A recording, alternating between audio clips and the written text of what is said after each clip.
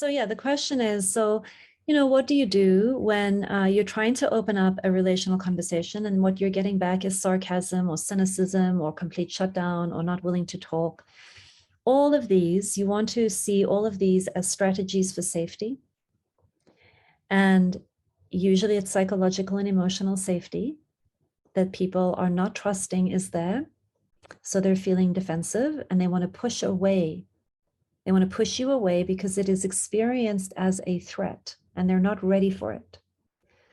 So the first order of business is to make the relational space safe. And the thing that makes relational spaces unsafe is evaluation, criticism, and judgment.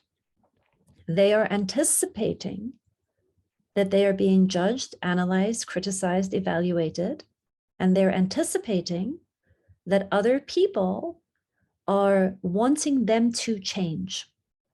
So there's a defensive system up because what people often want is to be loved for who they are. And until you can love me for who I am, I'm not going to change for you. But when I feel like you know me and you love me and you hear me and you accept me and I'm safe in a relational space with you, my own natural healing, growth, learning, evolutionary system kicks in.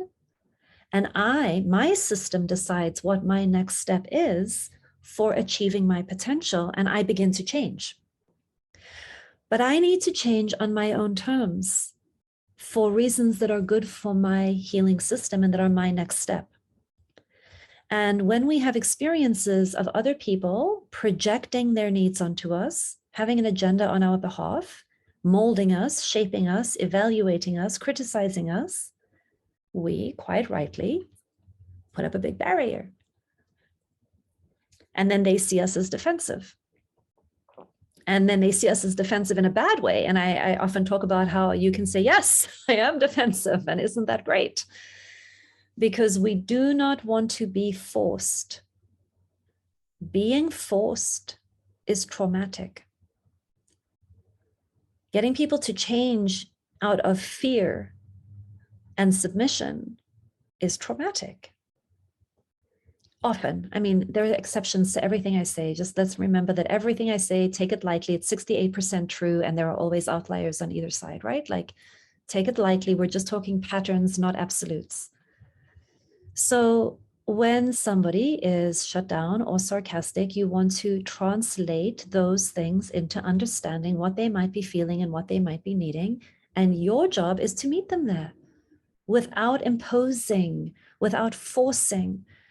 And the thing that makes that difficult is that if I have a lot of unmet needs and I have a lot of desperation to get my needs met, and I'm attached to you being the strategy for my needs to get met, then my agenda is going to be on making you different so that you can meet my needs. And it can be experienced as a form of psychological and emotional violence.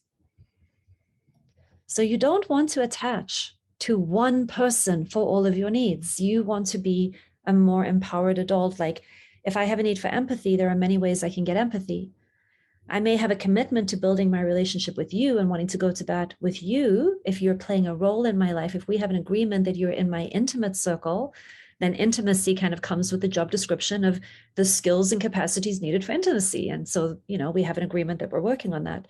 But if you're not in that and you're like somebody who is tactical in my life, like maybe, you're my, accountant, and I see you once a year for bookkeeping and tax purposes, I'm not going to insist on the same kind of empathy and intimacy in that relational frame. So choice, compassion, meeting people where they are, not forcing people, translating those behaviors into the needs somebody is trying to meet.